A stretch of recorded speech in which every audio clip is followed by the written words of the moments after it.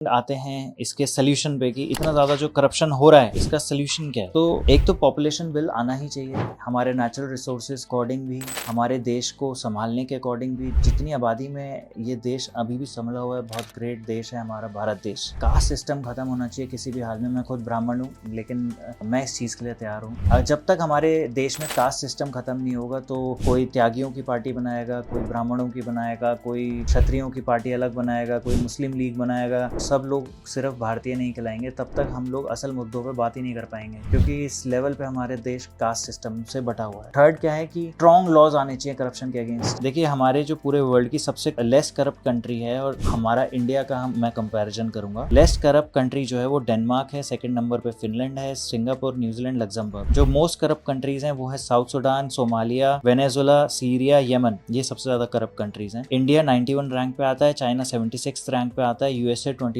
Rank पे आता है। करप्शन इंडेक्स के मुताबिक मैंने ये आंकड़ा निकाला है। तो मैं डेनमार्क को, जो कि सबसे लेस करप्ट कंट्री है, और इंडिया को कंपेयर करूंगा, फिर हम समझेंगे कि इसका सोल्यूशन क्या है करप्शन का। देखिए, गवर्नमेंट का प्रोसेस ना सारा ही डिजिटल है डेनमार्क में। इंडिया ने भी अब जीएसटी और यूपीआई, डिजी लॉकर और इनकम टैक्स फाइलिंग सारी डिजिटलाइज कर दी है। इंडिया भी इस तरफ बढ़ रहा है। मैं इसलिए बार बार कह रहा हूँ कि भाजपा अमेजिंग काम कर रही है। हम लोग अडॉप्ट नहीं कर पा रहे हैं इस चेंज को, इसलिए हम बार बार सड़क पे उतरने की या ये सब बातें करता है जो हमारा यूथ है, और उनको जागरूक रहना बहुत जरूरी है। फास्ट और प्रेडिक्टेबल पनिशमेंट है वहाँ पे, बहुत ज्यादा लीगल प्रोसेसेस बहुत ज्यादा फास्ट हैं। और हमारे देश में क्या है कि केसेस चलते रहते हैं, अपील्स होती रहती हैं और कन्विक्शन को बहुत ज्यादा टाइम लगता है। तो हमारे देश में जो है वो लीगल प्रोसेसेस थोड़े से फास्ट होने चाहिए। पॉलिटिकल फंडिंग ट्रांसपेरेंट है डेनमार्क में, जो कि इंडिया में नहीं है। चौथा मैं बताता हूँ आपको कि 60 लाख पॉपुलेशन है डेनमार्क की, यहाँ पे 140 करोड़, लगभग 150 करोड़ लोग हैं। तो वो भी एक बहुत बड़ा रोल प्ले करता है कि हम इसको करप्शन को कंट्रोल नहीं कर पा रहे हैं। थोड़ा ट्रस्ट है टैक्स कंप्लायंसेस पर और गवर्नमेंट इंस्टीट्यूशंस हैं, उस पर लोगों का थोड़ा सा ज्यादा है डेनमार्क। और इंडिया में थोड़ा सा लोगों को लेस ट्रस्ट है, जो गवर्नमेंट सिस्टम है हमारा उस पर। लेस ट्रस्ट होने की वजह से लोग शॉर्टकट और इनफॉर्मल पेमेंट्स को डेवलप करते हैं। लेकिन इंडिया ने क्या इंप्रूव करा है? यूपीआई पेमेंट्स आए हैं, डीबीटी आया है, डीबीटी यानी कि डायरेक्ट बेनिफिट ट्रांसफर, सब्सिडीज मिल रही हैं, टेंडरिंग सारी ऑनलाइन कर दी है, ऑनलाइन टैक्स सिस्टम कर दिया है, फास्ट टैग हो गया है। डीबीटी की वजह से जो सब्सिडी में लीकेज थी वो सिग्निफिकेंटली बहुत ज्यादा रिड्यूस हुई है। तो सरकार काम बहुत कर रही है और ये पिछले 15 से 20 सालों में हुआ है। अब मेरे व्यू से जो 3 चीजें इंडिया को करनी चाहिए जो कि इम्पैक्टफुल रहेंगी करप्शन के अगेंस्ट, वो हैं एक तो 100% डिजिटल अप्रूवल्स और इंस्पेक्शन।